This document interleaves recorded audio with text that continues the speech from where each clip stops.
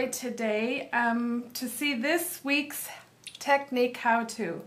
This week's technique is called Faux Tearing, and I'm going to be showing you how to get this cool little wave thing. You can use it for doing landscapes or mountainscapes, or I'll show you another little technique shortly, using it to look like you tore a piece of paper and applied it to your cardstock. For this card, I am using the Oh Well stamp set, and this is in the spring catalog, and this will be good through May. I just think it's a fun little set. It has cute little sayings that go with the whale, like welcome and thanks a ton, and a few others. Now to get started, we're going to take this little piece of cardstock. This is Whisper White, and it's 3.5 by 4 3/4. And I've just got a piece that's a little bit bigger, and you start by just tearing that piece of cardstock. And then I chose to work top down, but sometimes you might do it the other way. And you don't have to apply a lot of ink on here. You'll think you've got way more than enough. And then I just tip it a little bit and apply some more. Tip it a little bit, apply some more.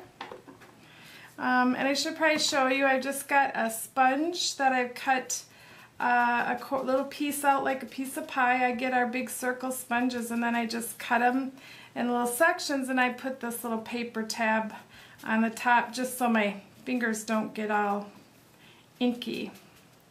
Now you're going to get a lot of different variation from card to card. You're never going to get two cards exactly alike, but then that's kind of the beauty of it.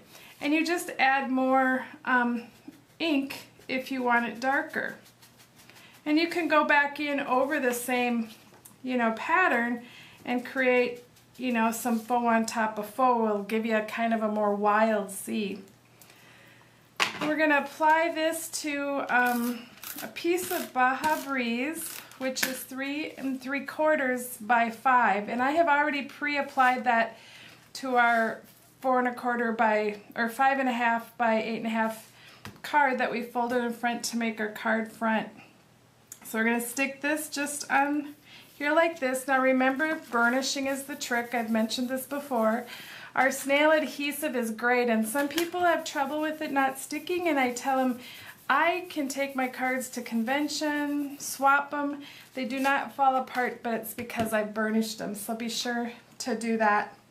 Now I'm just going to add some little spouts for the whale, because we're going to be putting him on. And here is the whale. I've pre-stamped him, and this is done with the Happy Whale Clearlits. This is a little Clearlit like our Sizzlits, but clear, so you can see exactly where you need to put this whale to cut him out. And on that Sizzlet also are fish, stars, hearts, anchors, and some of those little spouts. But here I've pre-cut him, and we're going to apply him just to our card using a couple of dimensionals. We're going to stick him right here. Want to be sure to leave enough for our greeting down there. And I'm using the Sassy Salutations. This is just kind of fun and whimsical. Whew, that's a tongue twister. Whimsical set. And I'm going to stamp this in basic black.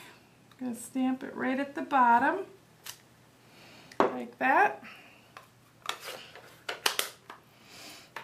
And I wanted to show you, I use all of the little edges of my dimensionals, and I always tease my customers, you don't really need to use the edges if you don't want to, because I sell these and you can certainly order more. But you can use that whole entire edge, and that's why I love them. There's no waste. And when you get our glitter paper, this is the red glitter paper. It's a thick paper. Some people try to peel the backing off, but it's not sticky. But I save every little piece of this for a scrap, because you never know when you're going to need just a little piece like I did for this heart. And I'm going to take a little one of those, put on the back, and we're going to stick our heart right there, and we're done.